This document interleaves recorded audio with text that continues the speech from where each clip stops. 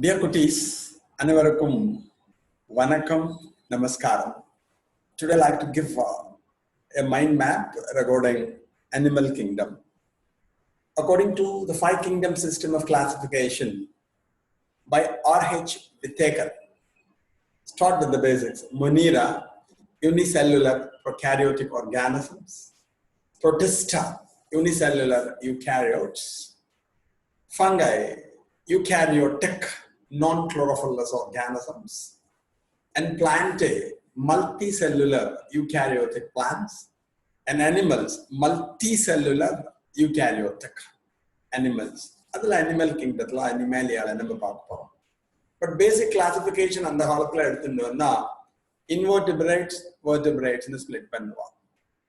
Without vertebral column, with vertebral column. Mudugalum patravai, mudugalum bodayavai. That's the classification.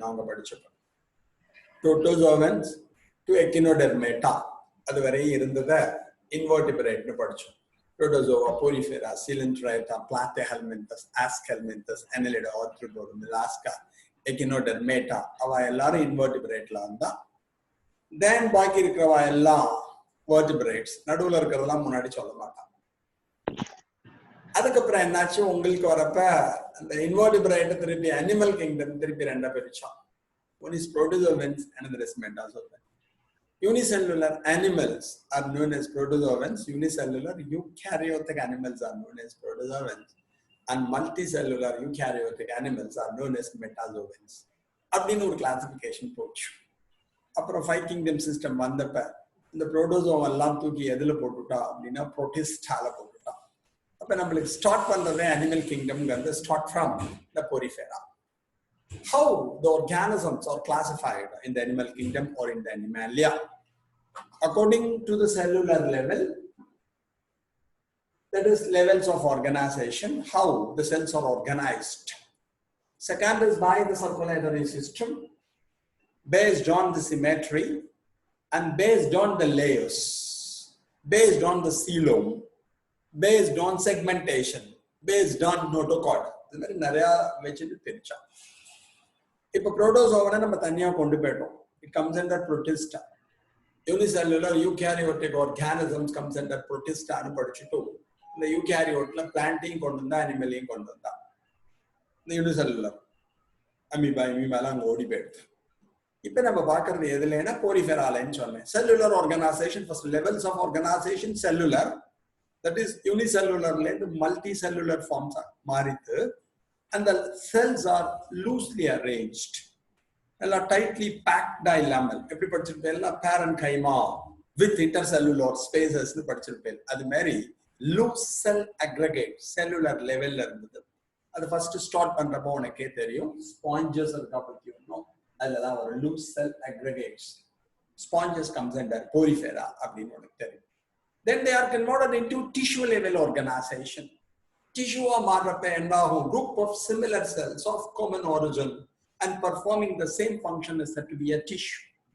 Or group of dissimilar cells of common origin and performing the same function is also said to be a tissue. Or they going to go group of similar cells of common origin and performing the same function is said to be a tissue.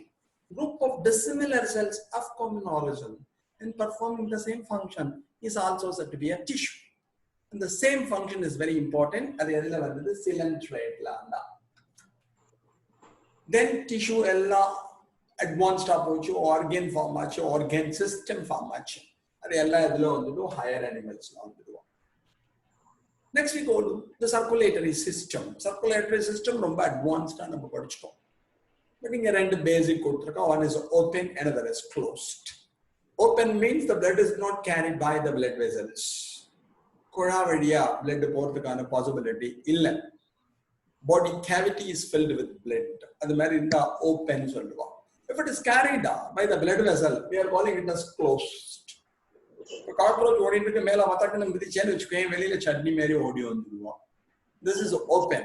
சத்தியமூர்த்திய வயர்ல வதக்கன்னு மிதிச்சேன்னு வச்சுக்கோங்க, blood வரதுக்கு possibility இல்ல. Because it carried by the blood vessels. Arteries, veins, capillaries படிச்சிருக்கேன். அது மாதிரி vessel வழியா duct வழியா blood போகும். அது closed. Symmetry. Symmetry இங்க படிக்கிறப்ப எங்க படிக்கணும், பிளான்ட்ல இருக்கிறதெல்லாம் அலைன் பண்ணிக்கணும். Asymmetrical, symmetry based on size and shape of the organs. அங்க படிக்கிறப்ப ஃப்ளவர்ல floral parts படிச்சிருப்போம். Asymmetrical, if you are not in a position to divide the animal into two equal halves at any plane, we are calling it as asymmetrical. நாங்க படிக்கிறப்ப example அப்படின்னு அமீபாவை சொல்லுவோம். அனிமேலியால amoeba இல்லைங்கிறதுனால இங்க sponges வச்சுக்கலாம். எஸ்ஸுக்கு பிசகா இருக்கும். இஞ்சி இருக்கு, ஜிஞ்சர் இருக்குன்னு வச்சுக்கோம். அதை நீ எந்த ஆங்கிள் வெட்டினாலும் ரெண்டு ஈக்குவல் ஆஃபா வெட்ட முடியாது. இட் ஷோஸ் asymmetrical அப்படின்னு சொல்லுவோம் நம்ம. அப்ப asymmetrical animals அப்படின்னா, if you are not in a position to divide the animal into two equal halves at any plane, we are calling it as asymmetrical. Example, sponges. இங்க sponges ஞாபகம், இது அப்படியே பாட்னில கொஞ்சம் correlate பண்ணிக்கோ. பாட்னில asymmetrical flower no. asymmetrical flower canna indica, கல்வாழை செடின்னு இருக்கும். அதோட ஃப்ளவரை எந்த ஆங்கிள் வெட்டினாலும் ரெண்டு ஈக்குவல் ஆஃபா வெட்ட முடியாது. Because the floral parts are dissimilar in size. இங்க sponge is irregular in shape. அதனால அதை வெட்ட முடியாது. Then we come to radial symmetry and bilateral symmetry. If you can divide the animal into two equal halves of any plane and then not divide னு சொன்னேன், இங்க you are in a position to divide the animal into two equal halves at any plane, we are calling it as radial symmetry. இத பிளான்ட்ல படிக்கிறப்ப actinomorphic flower னு படிச்சிருக்கேன். If you can divide the flower into two equal halves at any plane, then it is said to be actinomorphic flower which exhibit radial symmetry. Example, hibiscus or Datura metal படிச்சிருப்பாருங்க, Solanaceae family link. இப்ப இங்க radial அப்படின்னா எந்த angle வெட்டினாலும் ஒரு அனிமலை ரெண்டு equal ஆஃபா cut பண்ண முடியும். Example, coelenterate. Plant பொறுத்த வரையும் if you flowerல வரும், if you can divide the flower into two equal halves at any plane, we are calling it as actinomorphic flower which exhibit radial symmetry. Example, Fabaceae family இல்ல Solanaceae family படிச்சிருப்பேன். Fabaceae அடுத்து Solanaceae family-யோட flowerல இந்த symbol போட்டிருப்பா, actinomorphic flower which exhibit radial symmetry. Bilateral means if you can divide the animal into two equal halves at only one plane. சத்தியமூர்த்திய மேல இருந்து கீழே ரெண்டு equal ஆஃபா வெட்டணும்னா குடுமியை centre பண்ணி அப்படின்னு ஒரு ஆங்கிள் வெட்டினாதான் ரெண்டு ஈக்குவல் ஆஃபா வெட்ட முடியும். அப்ப Sathyamurthy example for zygomorphic bilateral symmetry அப்படின்னு வச்சுக்கோம். இங்க எது கொடுத்திருக்கா, அனலிட்ஸ் கொடுத்திருக்கா. ஃப்ளவர்ல Fabaceae family படிச்சிருப்பேன், Clitoria ternaceae. If you can divide the flower into two equal halves at only one plane, we are calling it as zygomorphic flower which exhibit bilateral symmetry. So plant லயும் உண்டு, இங்கேயும் உண்டு ஞாபகம். ஏன் அது எல்லாம் அப்படியே ஞாபகம் வச்சுட்டே இருக்கும். ஊதிட்டு நம்ம பாட்டு ஜாலியா போயிட்டு ஏன் சொலானேசியில அந்த ப்ராப்ளம் அப்படிங்கறத இங்க லிங்க் பண்ணணும். Solanaceae Fabaceae which exhibit bilateral symmetry. Fabaceae ஏன் இந்த ப்ராப்ளம் வருது அப்படிங்கறத நீ கொஞ்சம் தெரிஞ்சுக்கணும். என்ன அப்படிங்கறத இங்க கோரிலேட் பண்ணிக்கோ அப்படி முடிஞ்சு போயிடுது. அதுல petals corolla எடுத்துட்டு எல்லாம் papillinaceous corolla இருக்கும். Papillon means butterfly. அதோட கொரோலாவை பார்த்தா உனக்கே தெரியும் 3 டைப்ஸ் இருக்கும். அதாவது பெட்டல்ஸ்ல 3 types petals. Standard petal or vexillum இந்த மேல காமிக்கிறேன் பார்த்துக்கோங்க. இதெல்லாம் அது அப்படியே இந்த பைலேட்ரல் காட்ச் ரெண்டு வர. இதுக்கு பேர் ஸ்டாண்டர்ட் பெட்டல் ஆர் வெக்ஸலம்னு பேர். இது விங் பெட்டல் ஆர் ஆலின்னு பேர். இதுக்கு கீ பெட்டல் ஆர் கேரினான்னு பேர்.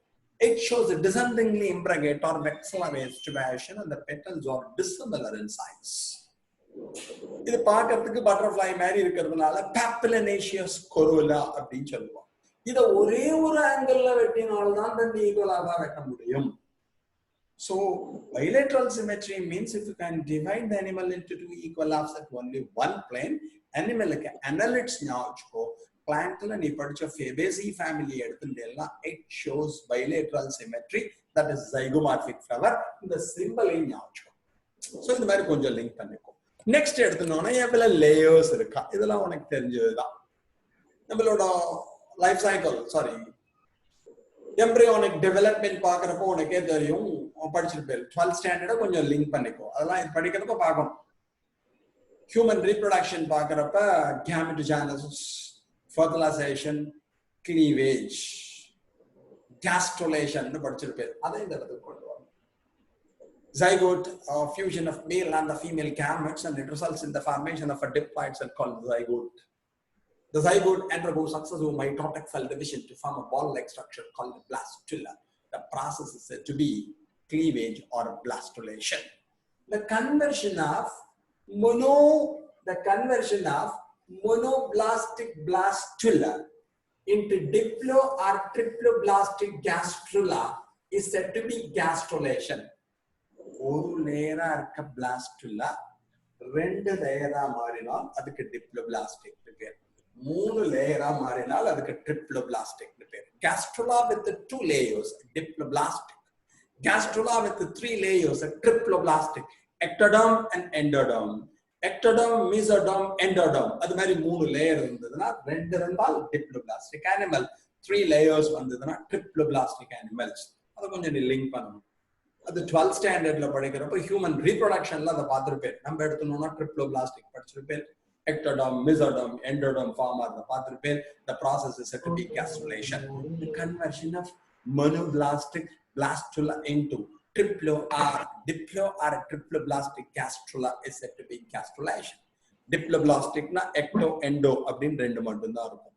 Triploblastic na ecto meso endo. அது மாதிரி பிரிச்சிருக்கும். சோ அதெல்லாம் கொஞ்சம் கொஞ்சம் அதை பார்த்துக்கணும். அதுக்கப்புறம் சீலோ. இவனை ஹரி ஓம் Nama Om, Siva Om, அப்படின்னு சொல்லக்கூடாது. It is coelom. Coelom means body cavity. Without body cavity, a coelomate. Example, Platyhelminthes. With the false coelom, the body cavity is not surrounded by mesoderm. We are calling it as false coelom. Or pseudo-coelomate, which are Aschelminthes. Coelomate or true coelomate or eucoelomate means the body cavity is surrounded by mesoderm. Cavity இல்லாமல் இருந்தால் acoelometra, false cavity இருந்தால் pseudocoelometra, வெளியில ectoderm, உள்ள endoderm, ரெண்டு mesoderm இருப்பா. உனக்கு பேரு splenic mesoderm னு பேரு, இன்னொருக்கு பேரு somatic mesoderm னு பேரு. ரெண்டு mesodermக்கு நடுவுல cavity இருந்தால் the cavity present in between the 2 mesoderms is said to be true coelom or eucoelomate. Annelids ல இருந்து ஆரம்பிச்சு அத்தனை ஆர்கானிசமும் பாக்கி இருக்கிறவா எல்லாரும் எதுல வருவானா true coelomate. So coelom means body cavity. If it is absent, we are calling it as acoelomate. And the body cavity is not surrounded by mesoderm, we are calling it as pseudocoelomate. If the body cavity is surrounded by mesoderm, we are calling it as a true coelomate or eucoelomate or coelomate. Next is a segmentation. Segmentation உனக்கு தெரியும் இருக்கும். அதை வச்சு அனலிட்ஸ்ல இருந்து true segmentation சூப்பரா இருக்கும். அதுல பாக்குறப்ப மெட்டாமெரிசம்லாம் பார்த்திருப்பேன். அதெல்லாம் கொஞ்சம் இங்க லிங்க் பண்ணிக்கோங்க. நோட்டோகார்ட் இருக்கா இல்லையா அதை வச்சுன்னு ரெண்டா பிரிச்சிருக்கா. இல்லைன்னா அவளுக்கு நான் கார்டேட் பேரு, இருந்ததுன்னா அவளுக்கு கார்டேட்ஸ் பேரு. இதுவும் உனக்கு தெரிஞ்சதுதான். அதுக்கப்புறமா என்ன ஃபைலம்னு உனக்கு தெரியும். பொரிஃபெரா, சிலன்ட்ரேட்டா, Ctenophora, Platyhelminthes, Aschelminthes, Annelida, Arthropoda, Mollusca, Echinodermata. This is best. This is what fast note பண்ணிக்கோ. நோட் பண்ணினதுக்கு அப்புறம் dear cuties, இப்ப அதோட continuation the phylums. Taxonomic hierarchy படிக்கிறப்ப division படிச்ச மாதிரி இருக்கும்னு நினைக்கிறேன். Class, subclass, genus, order, family, genus, species, subspecies. Now varieties are available. Taxon, each unit of classification in plants or animal is said to be taxon. Highest taxon is kingdom. Lowermost taxon is species. அதெல்லாம் முன்னாடி சொன்னது. இங்க வரப்ப the phyla அப்படின்னு சொல்லுவோம். phylum அப்படின்னு சொல்லிப்போம். Porifera அப்படின்னு சொல்றது. அந்த poriferaல actually என்ன வரும்? Poriferan பேர் வந்ததுக்கு அவனுக்கு நேம் தெரியும். Pores இருக்கும் பாடியில. The pores தான் we are calling it as ostia ன்னு சொல்லுவோம் தெரிஞ்சது. Sycon, Spongella, Euspongia are all example for porifera. இதோட ஸ்பெஷாலிட்டி என்ன? It may be marine or freshwater. Marine கடல்லையும் இருக்கலாம். Some species are live in freshwater, freshwaterல இருக்கலாம். Asymmetrical, you are not in a position to divide the animal into two equal halves at any plane. ऐसा का bizagana structure होगा, shape or size or similar है. Water canal system. தனியா சாப்பிடுறதுக்கு ஒரு பாதை, போறதுக்கு ஒரு பாதை, not like that. புரிஞ்சுட்டேலாம் இருக்கும். பட் என்னன்னா தனியா எடுத்துன்னு போறது நம்மள மாதிரிலாம் வெல் டெவலப்ட் அதெல்லாம் இருக்கிறதுக்கு பாசிபிலிட்டி இல்லை. எல்லாமே வாட்டர் வழியா உள்ள போவா, வாட்டரோட சேர்ந்து வெளில போயிடுவோம். ஃபுட் மெட்டீரியல்ஸ் வாட்டர் வழியா போகும். Respiration, it derive oxygen from the water. இந்த வாட்டர் வழியாவே carbon dioxide is eliminated. 1 to buckle my shoe, 3, 4 shut the door. Excretion இருக்கு பாருங்களே, elimination of waste substances takes place through the water. So water canal system, water வாய்க்கால் மாதிரி அதோட பாடி உள்ள போகும், வாய்க்கால் மாதிரி வெளியில ஓடி வந்துரும். So water canal system. So porifera, body with pores, the pores are known as ostia. The ostiaங்கிற வார்த்தையை ஞாபகம் வச்சுக்கணும், ரொம்ப important.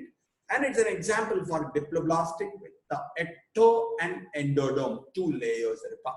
The entry of water takes place through the ostia and exit through the asculum or osculum.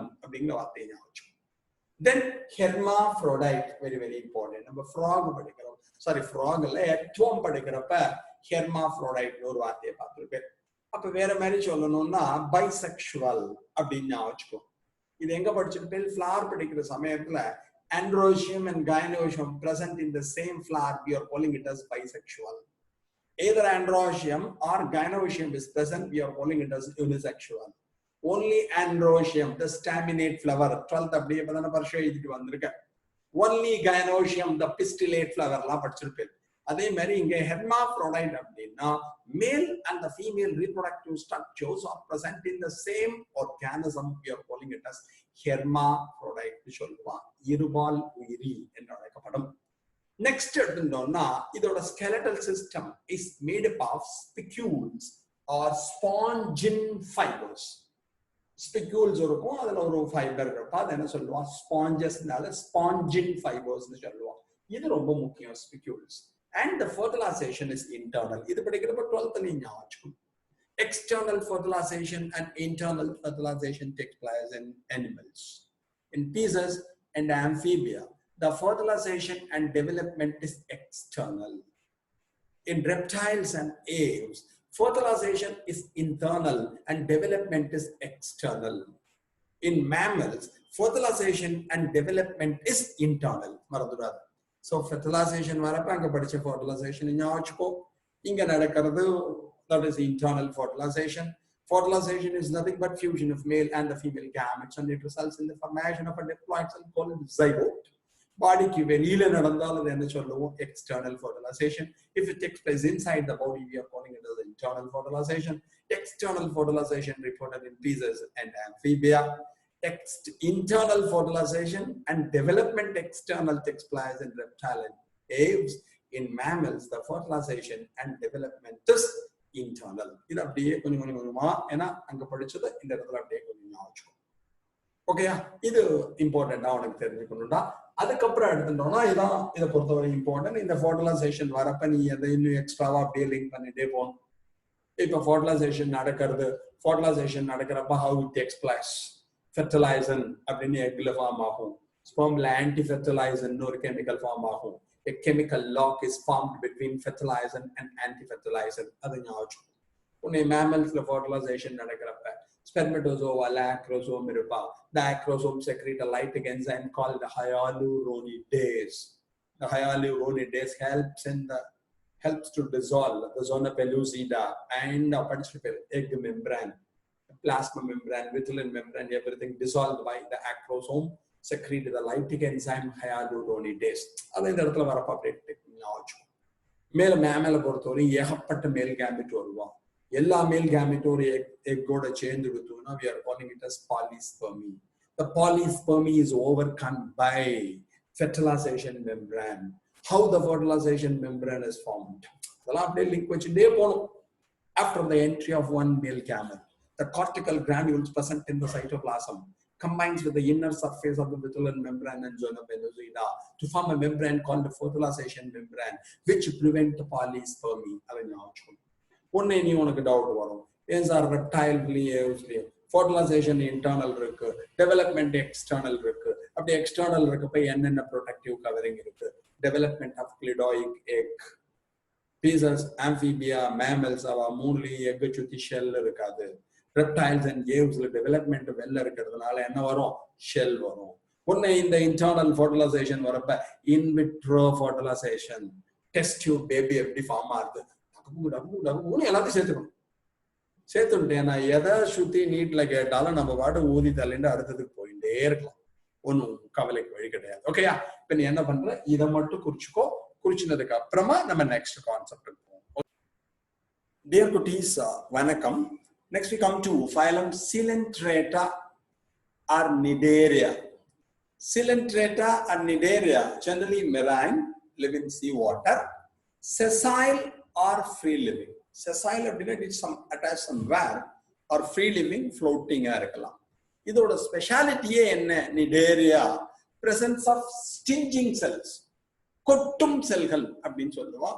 நீடோபிளாஸ்ட் அப்படின்னு சொல்லலாம், நீடோசைட்ஸ் அப்படின்னு சொல்லுவோம். இதோட speciality அதுதான். இப்ப தேல் இருக்குன்னு வச்சுக்கோங்க, ஸ்கார்பியான போய் நம்ம கட்டிக்க முடியாது, துடுக்குன்னு கொட்டி விட்டுரும், பாய்சன் வந்துடும். இப்ப மல்லிகை பூவை கட்டிக்கலாம், ஓ மை டியர் ரோஜா பூவே அப்படின்னு செடியை கட்ட முடியாது. ரோஜா செடியை முள்ளு நம்ம உடம்புல குத்திடும். அது மாதிரி தன்னை ப்ரொடெக்ட் பண்ணிக்கிறதுக்காகவும் டிஃபென்ஸ் மெக்கானிசம், பிரிடேட்டாஸை பிடிச்சி சாப்பிட்றதுக்காகவும், பிரிடேஷன், பிரிடேட்டரி அனிமல்ல படிச்சிருக்கேன், அது ஒன்றும், என்கரேஜ், அட்டாச்மெண்ட்டுக்காகவும் ரொம்ப ஹெல்ப்ஃபுல்லா இருக்கும். ஸோ நான் இதை ஸ்டிஞ்சிங் செல்னு சொல்றதுக்கு காரணம், அனிமல்ஸ் வந்தால் டக்குன்னு இதை பைட் பண்ற சமயத்துல என்ன ஆகும் அப்படின்னா அதுல இருக்க டாக்ஸிக் சப்ஸ்டன்ஸ் அதுக்கு ஹார்ம்ஃபுல்லா போயிடும், தட் இஸ் அந்த ஃபாரின் ஆர்கானிசத்துக்கு. So protection is the main problem, main use of not problem, main use of the stinging cells, அது முக்கியம். And diploblastic with the two layers, ecto and endoderm, and central gastrovascular cavity. நம்மளுக்கு gastrovascular system நம்ம சொல்லுவோம், gastrointestinal tract அப்படின்னு சொல்ற மாதிரி இதை சொல்றப்ப gastrovascular cavity அதில் நடுவில் இருக்கும், சென்ட்ரல்ல சொல்லியிருக்காங்க. அடுத்தது இதுல இன்னொரு ஸ்பெஷாலிட்டி இதுதான். பாடி ஃபார்ம்ஸ்ல ரெண்டு இருக்கும். One is asexual form, it is said to be polyp. The sexual form is said to be the medusa. So இது பாடியிலேயே ரெண்டு ஃபார்ம்ஸ் இருக்கும். ஏசெக்சுவலா இருக்கிறப்ப அந்த பாலிப் சொல்லுவோம், செக்சுவலா இருக்கிறப்ப அதுக்கு மெடூசான்னு சொல்லுவோம். இது ரொம்ப முக்கியம். ஹைட்ரல்லாங்கிறேன்னு ஹைட்ரா, ஹைட்ரல்லா அப்படிங்கிறது பாட்னி ஜூவோ மாத்தி மாத்தி நடத்தி வந்துருக்குறா. ஹைட்ரல்லா உனக்கு தெரியும், சப்மர்ஜ்டு ஹைட்ரோஃபைட்ஸ் படிச்சிருப்பேன். Here it is Hydra, Aurelia, Physalia and finally Obelia. Obelia வரப்போ obesity ஞாபகம் வச்சுக்கோ. Excess intake of food leads to obesity. உனக்கே தெரியும், ரோல் ஆஃப் இன்சுலின் படிக்கிறப்ப அந்த ஒபிசிட்டியை பத்தி படிச்சிருப்பேன். ஒபீலியா படிக்கிறப்போ ஒபிசிட்டி ஞாபகம் வச்சுக்கோ. What is the role of insulin? Insulin glucose oxidize பண்ணுவா, glucose glycogen convert பண்ணுவா. Excess glucose is converted into fat and stored in the adipose tissue. We are calling it as obesity. நம்ம ஒபீசா சத்திமுத்தியான குட்டி மாதிரி இருக்கான் அப்படின்னா அது காரணம் ஒபிசிட்டி, இந்த பிரச்சனை. ரைட், இது ரொம்ப முக்கியம். நெக்ஸ்ட் எடுத்துட்டோம்னா phylum Ctenophora, sea wallet or comb jellies அப்படின்னு சொல்லுவோம். இது எங்க இருக்கும்? It is mostly marine waterல இருப்பா. And it shows radial symmetry. Here I put actinomorphic. Actinomorphic means which show radial symmetry. அதுக்காக diploblastic உனக்கே தெரியும், with 2 layers and 8 external rows of comb plates are present. இதோட பாடியில பார்க்கறப்ப எக்ஸ்டர்னல்ல rows of comb plate இருப்பா. இதோட speciality என்ன? bioluminescence, ரொம்ப முக்கியம். பயாலஜியில படிக்கிறப்ப fluorescence or phosphorescence அப்படின்னு படிச்சிருப்பேன். If the excess light energy is lost in the form of light waves, the process is called the fluorescence or phosphorescence. படிச்சிருப்பேன். அது மாதிரி bioluminescence அப்படிங்கிறது இந்த மினிமல் இருக்கிற மாதிரி இருக்கிறது, இது ரொம்ப முக்கியம், இம்பார்ட்டன்ட், இதோட special character. Then example is Ctenophora and Pleurodrankia அப்படிங்கிறது example. Next is Platyhelminthes. It is dorsiventrally flat-turned body. The dorsiventral அப்படிங்கிறப்ப மேல்புற கீழ்ப்புற வேறுபாடு காணப்படும் தட்டை மாதிரி இருக்கும். தமிழ்ல இதை சொல்றப்ப தட்டை புழுக்கள்னு சொல்லுவோம். and the platyhelminthes சொல்றப்ப dorsiventrally flattened body எங்கேயோ கேட்டுக்கிறது anatomy படிக்கிறப்ப dorsiventral leaf and isobilateral leaf படிச்சிருப்ப அது அப்படியே ஞாபகம். If the mesophyll of the leaf differentiated into palisade and spongy parenchyma, dorsiventral leaf characteristic feature of dicot. Mesophyll of the leaf with either palisade parenchyma or spongy parenchyma, isobilateral leaf seen in monocot படிக்கிறப்ப. In the dorsiventrally flattened படிக்கிறப்ப dorsiventral leaves are present in dicot. Isobilateral leaves are present in monocot. அது நீட்டுக்கு முக்கியமான ஆச்சு. இதுவரைக்கும் படிச்சதெல்லாம் diploblastic. Here the body with ecto, meso and endoderm, triploblastic, and it shows radial symmetry. இங்க படிச்சேன். Here it shows bilateral symmetry. அது எழுதுறதுக்கு நீளமா இருக்குங்கிறதுக்காக இந்த சிம்பிளை போட்டேன் நான். Zygomorphic biology ஞாபகம் botany-ல zygomorphic flower which exhibit bilateral symmetry in படிச்சிருப்பேன். It's a bilaterally symmetrical animal and acoelomate. Coelom or body cavity is absent. இது ரொம்ப முக்கியம். அதுக்கப்புறம் organ level. முதல்ல ஃபர்ஸ்ட் பாக்குற சமயத்துல நம்ம ஆரம்பிக்கிறப்ப போரிஃபெரா ஆரம்பிச்சோம். போரிஃபெரா பாக்குற சமயத்துல உங்களுக்கு அந்த ஃபர்ஸ்ட் கிளாஸ்ல வரும் செல்லுலர் லெவல்ல இருந்தது. இப்ப இது எதுல வரும் அப்படின்னா ஆர்கன் லெவல்ல வரும். அப்புறம் டிஷ்யூ படிச்சோம், அப்புறம் ஆர்கன் லெவலுக்கு வருவோம். ரொம்ப முக்கியம் flame cells. Excretion and osmoregulation carried out by the flame cells. இது ரொம்ப முக்கியம். உனக்கு எக்ஸ்கிரீஷன் தெரிஞ்சதுன்னா osmoregulation, water balance. Osmoregulation maintain பண்றது இதோட நீ மறந்துக்க கூடாது. Antidiuretic hormone or vasopressin responsible for osmoregulation helps to maintain the water balance. The main function of antidiuretic hormone or vasopressin is to absorb the water from the glomerular filtrate. எந்த இடத்துல? In the collecting duct. Antidiuretic hormone or vasopressin responsible for tubular reabsorption of water from the glomerular filtrate. It is controlled by osmoreceptors present in the hypothalamus. அப்படின்னு mechanism of urine formation படிக்கிறப்ப படிச்சிருக்கேன். blood படிக்கிற சமயத்துல blood plasma படிக்கிறப்ப plasma proteins, albumin, globulin, fibrinogen and prothrombin நாலு படிச்சிருப்பேன். Albumin responsible for regulation of water, osmoregulation அங்க இருக்கும். Globulin responsible for immunity. Fibrinogen and prothrombin are responsible for clotting or that is coagulation of blood. Albumin is responsible for maintaining the water level, water balance and osmoregulation. So இதெல்லாம் வரப்ப அந்த இடத்துல நீ mingle பண்ணி வச்சுக்கோ, link பண்ணிக்கோ, அப்ப மறக்காது. அப்புறம் நெக்ஸ்ட் எடுத்துட்டோம்னா ஹெர்மாஃப்ரோடைட் உனக்கு தெரிஞ்சதுதான். அடுத்தது இம்பார்ட்டன்ட் எக்ஸாம்பிள் டேப் வார்ம்னு சொல்லுவான் நாடாப்புழு, டீனியா சோலியம். அந்த liver fluke important Fasciola hepatica. Fasciola hepatica ஏற்கனவே படிக்கிறப்ப லிவர் வர்த் அப்படின்னு போன கிளாஸ்ல பிளான்ட் கிங்டம் படிக்கிறப்ப படிச்சோம். Infection and inflammation of the liver is said to be hepatitis. Hepatitis caused by viruses, hepatitis A, non-hepatitis A, hepatitis B, non-hepatitis B, delta hepatitis, hepatitis C. இது எல்லாத்தையும் நீ ஞாபகம். Hepatic portal vein carries again the villi water as a villi glucose amino acid என்னென்ன இருக்கோ glycerol, everything absorbed by the villi present in the small intestine. Then hepatic portal vein carries the digested food material from the intestine to the liver. படிச்சிருப்பேன். So hepatic A எங்க வருதோ அது எல்லாத்தையும் ஞாபகம். இங்க வருது இதுக்கு liver flukeன்னு சொல்லுவா, கல்லீரல் புழு சொல்லுவா, அதான் இம்பார்ட்டன்ட்.